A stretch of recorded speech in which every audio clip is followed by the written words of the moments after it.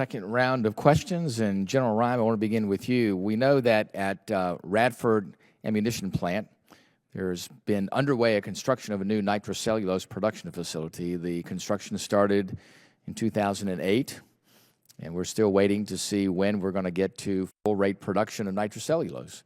When you go there and you visit, it is like taking a step back in time. You go to the current nitrocellulose production facility. It's an area where you have board planks where you go from vat to vat, where they're boiling and mixing the different components and brewing, as I like to call it, nitrocellulose. You go in there and literally it's raining from the ceiling. And when you ask the technicians there, you say, why is this place just like a sauna? And they go, oh, sir, we have to keep the level of humidity high enough so the place doesn't explode.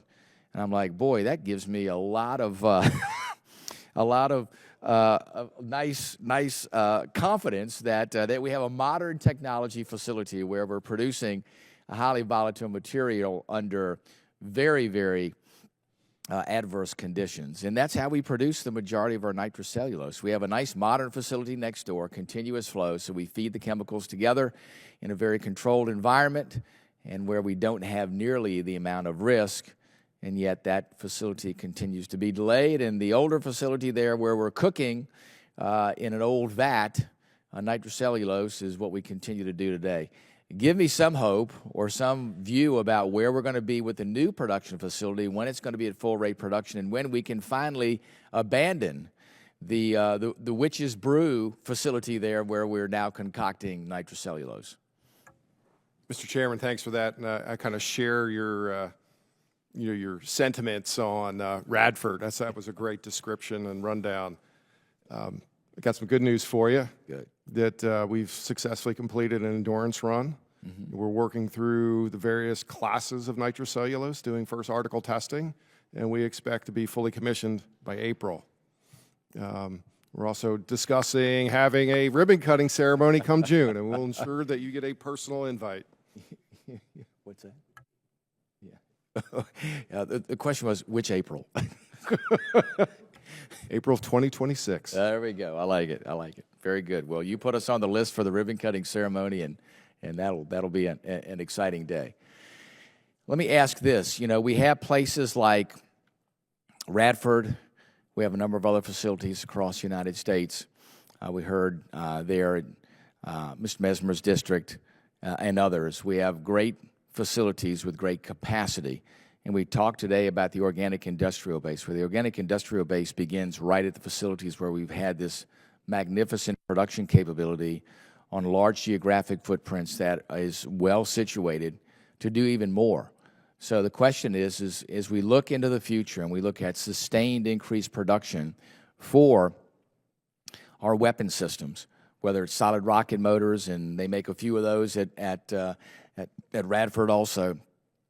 How do we utilize the capability that we have in the organic industrial base of these existing facilities, not just in modernization, but also in expansion to where we have that as a fully controlled organic capability within the Army or within the armed forces, for that matter, versus having to rely on contractors outside to do things? And obviously, they're hesitant when we tell them, build 100,000 rounds of 155, and then 5 years later, when weapons magazines are full, we go, we don't need much anymore, so do 10,000 rounds a year. And they're like, well, wait a minute, we have all this sunk cost in these facilities. Why would we want to do this again? So that's where we're going to have to find the right combination of organic industrial capacity as well as the private contractor capacity. Tell us how we utilize the capacity in places like Radford to the best advantage of the Army and, for that matter, across the spectrum of the armed forces. I think Radford is unique, mm-hmm. With nitrocellulose. It's the only U.S. source yep. of NC. I certainly also appreciate, the Section 806 authorities that we have that gives me the ability to restrict competition and direct work there, mm-hmm. so that when we are in a surge period, that we actually do have a capability to manufacture at scale. As we previously discussed, and your great description of how we currently make nitrocellulose, that has left us behind with some of our more advanced propellant systems. Mm-hmm. And today, while I have that authority to restrict, there's certain classes of nitrocellulose that Radford's not capable of making, and so we're forced to import from Czech Republic, the French, Koreans, and then further process in Canada before we bring it back to one of our OIB sites at Iowa, as an example, to do load assemble pack. And so we've got some, thanks to your continued support, we've got some investment, planned to do the necessary things to enable us to produce, some of these, more advanced propellants, going forward.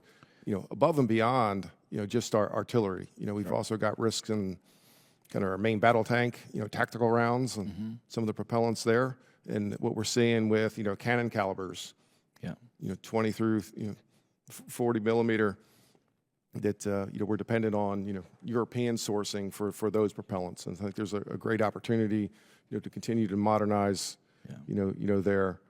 I think some of the key lessons learned from Ukraine is that while our partners donated a number of howitzers, they very quickly ran out of the munitions that came with those howitzers, and it was incumbent on us to go forward and do all the safety and engineering analysis, the building of firing tables that allowed the safe use of U.S.-produced munitions in those systems. And so I think there's a robust international demand, for U.S. munitions. Up to this point, in all fairness, to the facilities themselves, we've workloaded 100% of available production capacity. And as we see the kind of the normalizing of prioritization and resourcing, we're in conversations now of, hey, what does the minimum sustaining rate look like going forward? But we're also throwing out these opportunities that now we've got available capacity that can solve some of these international demands. We're also encouraged with a number of private equity and self-investing here in the U.S. And that's a component of, there's a new facility going in Carrollton, Texas. They're going to make, just shell bodies. But they're going to need a fuse. They're going to need, an explosive fill. They're going to need a propelling charge, right, in order to satisfy a European, kind of business plan that they have.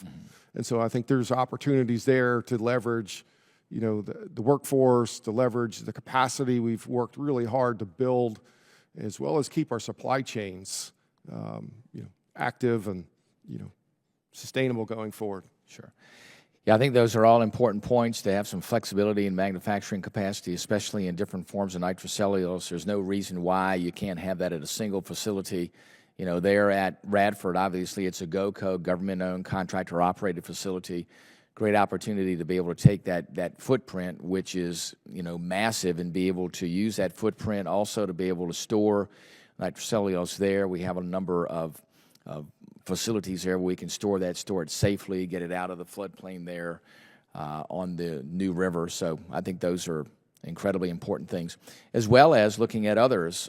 We talk about modern energetics, and obviously different forms of nitrocellulose are part of that novel energetics realm. But we also have to be able to produce the I call the base chemicals of what we need, and that's things like TNT. And I think having multiple facilities that produce TNT is going to be key, too. I know that you all have opened up a new facility to be able to do some of that, but I think additional capability there is also going to be key. So looking at those things and making sure we're properly capitalizing that, and then get commitments from our allies to where they will, if not buying the munitions from us, at least buy the base components to where we can ensure sustainability, because it's in everybody's interest to make sure that we have that capability. I would argue that those capabilities are the greatest deterrent force that this nation can have. Because if our adversaries know that we can produce all that we need in order to counter what they're going to do, it'll make them think twice. But if they look at it and they say, wow, guess what? Their production capacity, even if they go to maximum levels, in the next 6 months, is 10 times below theirs, that's a provocation. And we've seen through history. History is a great teacher. Provocation in military conflict occurs when there is a disparity in capability between nations. No matter who the nations are, it always, always happens. It's the unfortunate consequence of how human beings operate. So our greatest deterrent is to make sure we have the capability to have somebody wake up every morning as a leader of a foreign nation and say, no, not today, not today. That's how we keep the world safe, and that's how we assure that this nation has what it needs to continue to prosper. So with that, I'm going to go to Mr. Garamendi. I know that he has an additional question.